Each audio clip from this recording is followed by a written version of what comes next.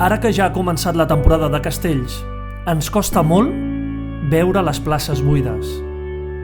Aquelles places on es generen les grans passions estan en silenci. Ens estan esperant.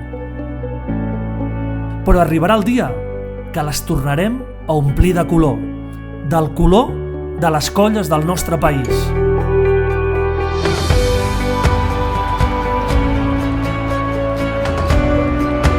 Les omplirem d'abraçades, de petons, d'alegria, d'eufòria, d'esforç, d'insistència, de tenacitat, de lluita, d'entrega.